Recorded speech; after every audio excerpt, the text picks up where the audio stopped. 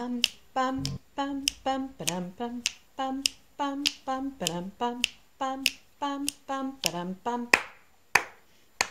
Mami Made! Heute macht die Mami das. Hallo und herzlich willkommen bei Mommy Made. Ich bin die Sarah und heute nähen wir gemeinsam ein Wendetier. Die magische 100.000 Abonnenten-Marke und damit ein silberner Play-Button erscheinen aktuell für diesen meinen Mommy Made-Kanal nicht mehr komplett unerreichbar. Ihr könnt mir helfen, dieses Ziel zu erreichen, indem ihr hier unten auf Abonnieren klickt. Herzlichen Dank an der Stelle, wenn ihr das tut. Solltet ihr außerdem informiert werden wollen, wenn ich neue Videos auf diesem Kanal hochlade, dann müsstet ihr zusätzlich das kleine Glöckchen aktivieren, denn nur damit informiert euch YouTube, wie gesagt, über neue Uploads auf meinem Kanal. Diejenigen unter euch, die schon länger hier sind, wissen, dass das Nähen von Stofftieren eine meiner Passionen ist. So gibt es im Mommy Made Shop bereits das ein oder andere Schnittmuster für Tiere und es gab auch schon das allererste Wendetier, nämlich das Wendekükenei zu Ostern. Das verlinke ich euch noch einmal hier oben. Aktuell sind diese Wendetiere schwer im Kommen, vor allen Dingen unter den Namen Mood Plushies oder Stimmungstier, weil sie in der Regel ein glückliches und eben ein wütendes oder trauriges Gesicht haben. Brandneu im Mommy Made Shop findet ihr jetzt verschiedene Schnittmuster für Wendetiere, unter anderem eine Katze, ein Einhorn, einen Axolotl und einen Hasen, der sich möglicherweise ja auch jetzt zu Ostern anbietet. Heute zeige ich euch anhand der Katze, wie ihr mit meinem Schnittmuster ein solches Wendetier näht. Das Schnittmuster verlinke ich euch in der Infobox unter diesem Video. Viel Spaß! Für euer Wendetier braucht ihr ca. 20 cm Vlies oder Plüsch für das Außentier und dann jeweils auch für das Innentier. Das kann entweder in der gleichen oder in einer anderen Farbe sein. Nähgarn in passenden Farben, eine Handnähnadel, ca. 60 bis 100 Gramm Füllwatte, je nachdem wie dick euer Tier werden soll und wie die Füllwatte beschaffen ist. Und dann fürs Gesicht wahlweise Textilstifte, Stickgarn zum Aufsticken des Gesichts, Textilkleber, Filzreste und Wackelaugen oder alternativ eben euren Plotter. Übertragt alle Schnittmusterteile auf euren Stoff. Beachtet dabei, dass das Schnittmuster keine Nahtzugaben beinhaltet, ihr diese also beim Zuschnitt ringsherum in der Breite, die ihr zum Nähen braucht, hinzufügen müsst. Übertragt auch eventuelle Schnittmarken oder Abnäher auf die Rückseite eures Stoffes. Das könnt ihr je nach Stoff sehr gut mit Trickmarker tun, mit Bleistift oder Kreide. Solltet ihr euch für sehr hochfloriges, zotteliges Material, das leicht ausfranst, entschieden haben, solltet ihr auf den Rändern der Teile am Anfang auf der Rückseite ein Nahtband aufbringen und die Ränder versäubern. Bei Vlies, Filz oder nicht besonders ausfransenden Plüschstoffen ist das nicht notwendig. Als erstes nehme ich mir das Gesicht des Wendetiers vor und versehe es mit einem Gesicht. Euer Gesicht könnt ihr wahlweise aufplotten, aufsticken, von Hand aufsticken oder so wie ich das hier heute mache, um Zeit zu sparen, einfach aufmalen. Falls ihr ein Gesicht aufsticken oder Elemente aufkleben möchtet, könnt ihr euch das auch bis zum Schluss aufheben. Legt das fertige Gesicht eures Außentieres einmal mit dem Gesicht nach unten. Auf der Rückseite habt ihr diese Dreiecke aufgezeichnet. Das sind Abnäher und auch das Dreieck hier oben ist ein Abnäher und um den kümmern wir uns jetzt als erstes. Dafür falte ich mir das Gesichtsteil so zusammen, dass die Schnittkanten hier aufeinander liegen. Und zwar rechts auf rechts, das heißt, das Gesicht liegt innen.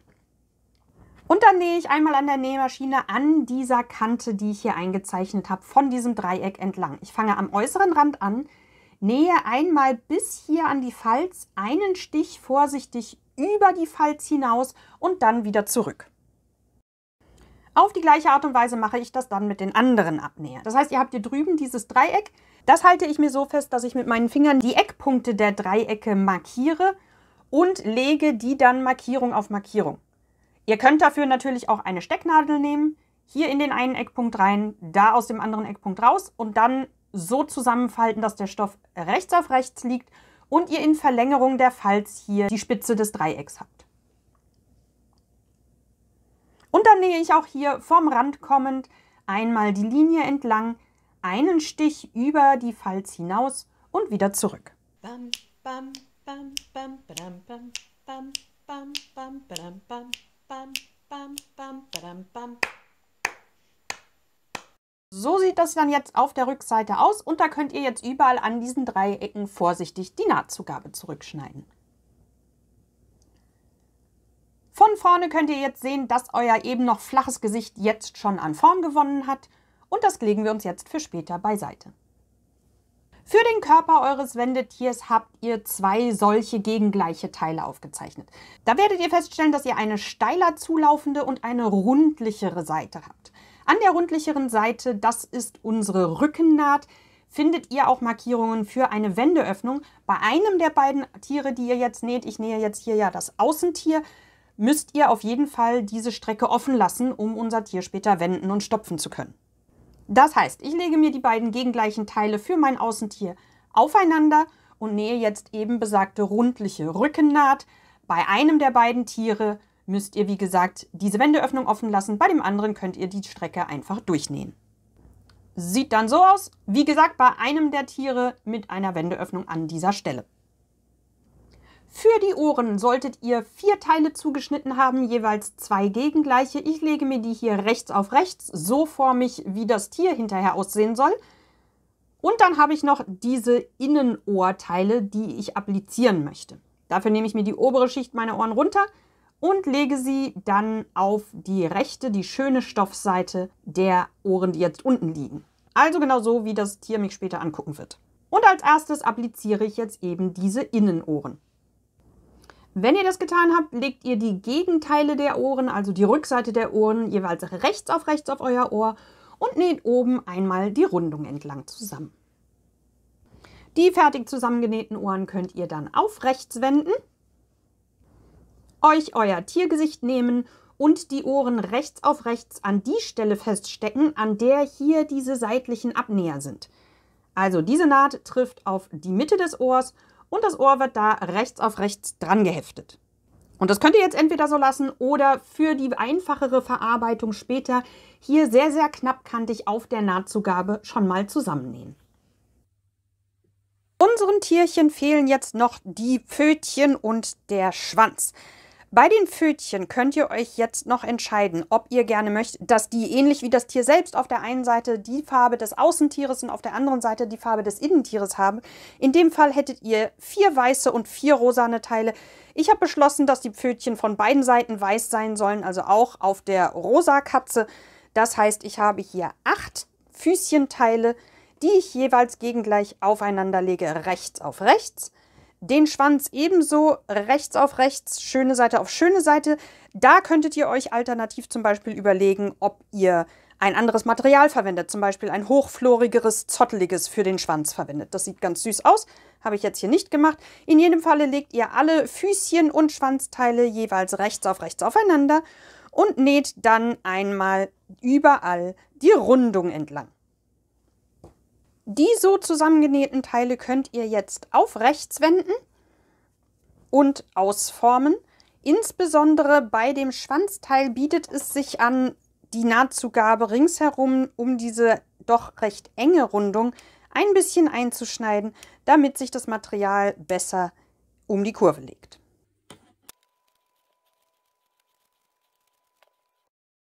So, und jetzt bringen wir diese Teile an unseren Tierteilen an. Am Vorderteil befestige ich 2 Teile. Wo die genau hinkommen, dazu gibt es Passmarken im Schnittmuster, die ihr vermutlich auf die Stoffrückseite übertragen habt. An diese Stellen haltet ihr euch und legt die Füßchen an dieser Stelle rechts auf rechts mit der Öffnung der Füßchen nach unten und dem Füßchen selbst zum Gesicht zeigend auf euer Gesicht, also das eurer Katze. Wenn ihr euch für zweifarbige Füßchen entschieden habt, ist es an der Stelle wichtig, dass ihr rechts auf rechts hier die gleichen Farben aufeinander liegen habt. Also hier weiß und dann wäre hier die Rückseite rosa. Ich habe mich ja, wie gesagt, für unifarbene Pfötchen entschieden. Das könnt ihr wie auch schon die Ohren wahlweise knappkantig auf der Nahtzugabe entlang feststeppen, damit das für die weitere Verarbeitung einfacher wird. Auf der Körperrückseite habt ihr ebenfalls Passmarken für die Pfötchen auf der Rückseite, wo die hin müssen. Und das Schwänzchen muss natürlich auch an das rückwärtige Körperteil, nämlich genau hier, wo die Rückennaht endet. Da lege ich auch nach innen zeigend mit der Öffnung nach außen das Schwänzchen fest, stecke das fest und nähe knappkantig alles zusammen. So sehen unsere beiden Teile jetzt aus und die können wir jetzt miteinander verbinden. Dafür legen wir sie wie immer rechts aufeinander. Ich gucke, dass hier die Mittelnaht auf die Mittelnaht trifft und stecke hier jeweils die Außenränder aneinander fest.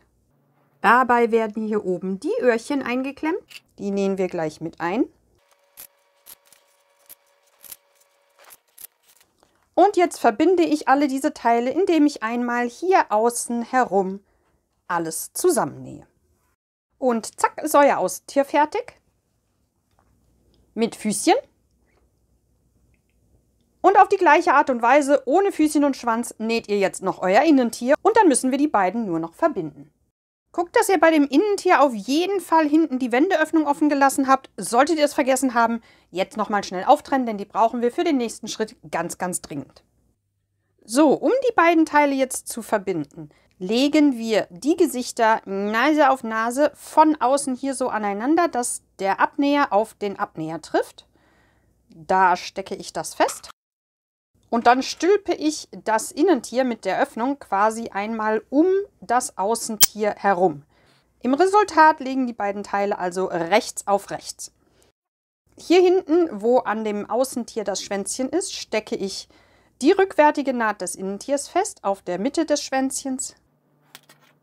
Und dann stecke ich diese ganze obere Kante rechts auf rechts aneinander fest. Orientiert euch an den Nähten, steckt die immer aufeinander rechts auf rechts und guckt, dass ihr alle Füßchen und Schwänzchen zwischen den beiden Stofflagen habt. Bam, bam, bam, bam, badam, bam.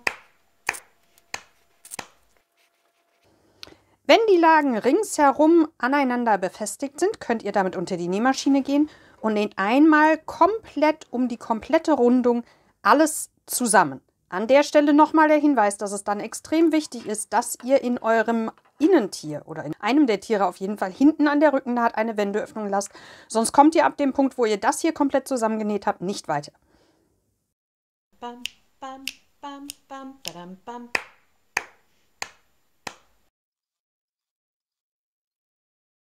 So sieht das Ganze jetzt fertig zusammengenäht aus und jetzt könnt ihr euch eure Wendeöffnung vornehmen und euer Tier über selbige wenden. So, dann sieht das erstmal so aus. Und dann könnt ihr problemlos auch eines in das andere stecken.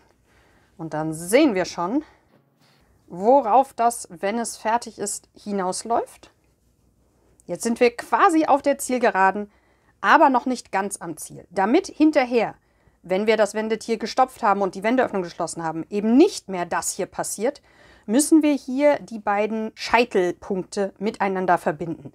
Dafür lege ich mir die so auseinander, greife hier einmal an den Scheitelpunkt und da einmal an den Scheitelpunkt und drehe mir den nach außen. Achtet darauf, dass das wirklich gerade liegt, damit ihr euer Tier nicht irgendwie verdreht, und biegt da den Scheitelpunkt zur Wendeöffnung hinaus. So. Und diese beiden Scheitelpunkte, die verbinden wir jetzt miteinander. Mit Nadel und Faden einfach hier die Nahtzugaben mit ein paar Stichen miteinander verbinden.